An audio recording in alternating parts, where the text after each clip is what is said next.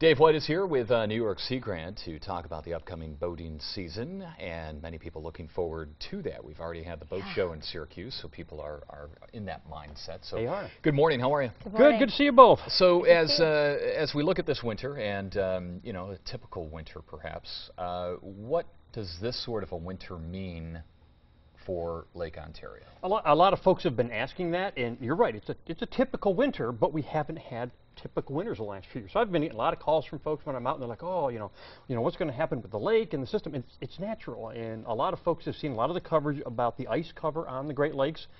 It's typical. We have these kind of years where we have a lot of ice cover. Now, Lake Ontario does not freeze over because of its depth and how the circulation is in the lake, but it was at a high rate of ice cover for a couple periods of time. So a lot of folks have been asking those questions, and really, it's just typical. The ecosystems, the environment are going to respond back as they normally do. Just to a lot of folks, it's later because the last few years, a lot of folks by now have been out getting their boats ready, getting them into the water, so they're ready for the upcoming fishing season. So, one thing people need to think about is it's going to be shortened. That everything's going to be fine. It's going to be fine. It's going to be, normal, whatever normal is to each individual person.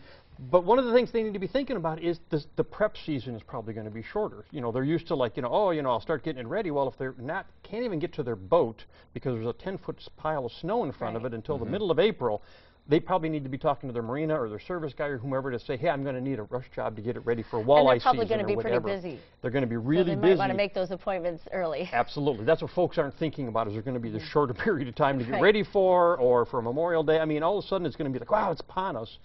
But it's a more typical year than people think. So if we have 10-foot snowbanks, on land. I do in my driveway. I don't know about everybody else. Oh, there's high snowbanks. Does that mean water levels will be higher?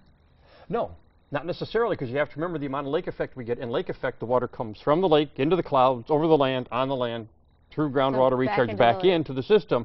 So, when we're talking about water levels in the spring, we really want to talk about how many nor'easters did we get, how many other storms did we get that brought new water into the system, either in the upper Great Lakes, because remember, 85% of our water comes from the upper Great Lakes. So how much snow did they get that was not lake effect that can recharge their systems? Now, the thing is, all of the Great Lakes, except for Lake Ontario right now, are at or above average, which, they've rebounded. I mean, 5-7 years ago, we'd be sitting here talking about, dry marinas, and they couldn't even be boating. So, there's more water in the system now, and now they have to be looking at, on the St. Lawrence, is how they're releasing water to get ready for the thaw, because they have to be prepared for the ice when it starts to break up in the dam system on the St. Lawrence River. So a lot of those issues are coming into play, but people also can't look and go, wow, look at all the snow we have. We're going to have a really wet year.